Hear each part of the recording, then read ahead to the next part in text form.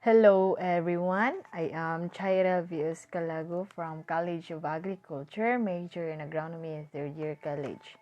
Today, the topic that I will discuss is all about the basic element of supply and demand. First is the demand schedule. What it means demand schedule? A demand schedule, it is a table that shows the quantity demanded at each price. Next is the demand curve. Demand curve, it is the graphical representation of the demand schedule is the demand curve. When we say demand curve, it is a graph that shows the quantity demanded at each price. Sometimes the demand curve is also called the demand schedule because it is a graphical representation of the demand schedule. That's the demand curve. Next is the quantity demanded tends to fall as the price rises of two reasons. These are the substitution effect and the income effect. When we say substitution effect, it is the price of a good rises and it will substitute other similar goods. And while the income effect, it is the change in demand for a good or service caused by a change in a consumer's purchasing power due to a change in a real income. And next is what is market demand. Market demand. What is market demand? A market demand represents the sum total of all individual demands. Also, the market demands curve. The market demand curves. Next is the forces behind the demand curve. Forces behind the demand curve, the average income of consumers is a key determinant of demand. As a people incomes rises, individuals tend to buy more of almost everything even if the prices don't change.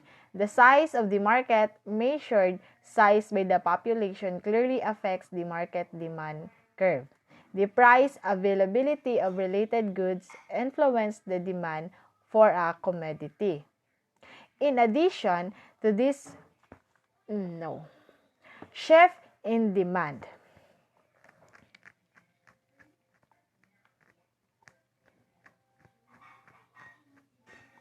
Shift in demand. When there are changes in factors other than a good's own price which affect the quantity purchased, we call these changes shift in demand. Shift in demand. The supply schedule. The supply schedule for a commodity shows the relationship between its market price and amount of that commodity that producers are willing to produce and sell, other things held constant. Forces behind the supply curve. Technology. It is computerized manufacturing lowers production costs, increase supply.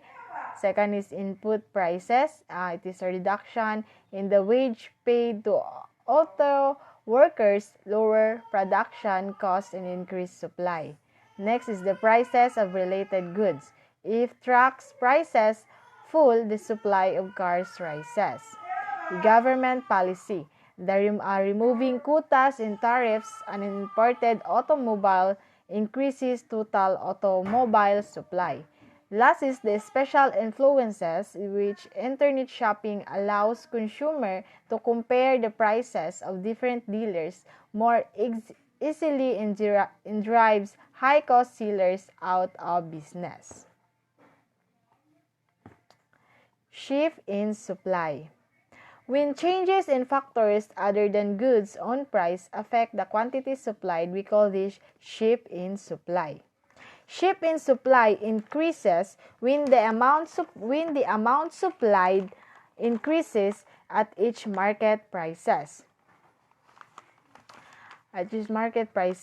And then the equilibrium of supply and demand, it is a market equilibrium. Market equilibrium comes at the price at which quantity demanded equals quantity supplied. At the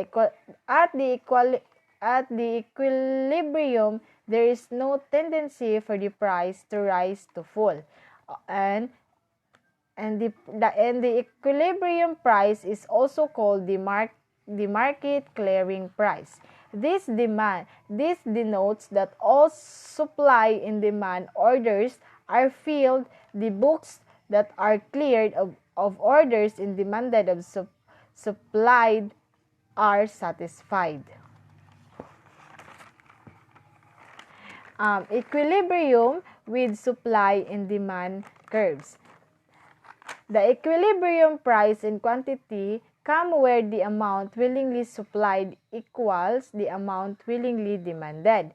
It means in a competitive market, the equilibrium is found at the intersection of the supply and demand curves. There are no shortage or surpluses of the equilibrium prices. And that's all. Thank you for listening, and God bless everyone.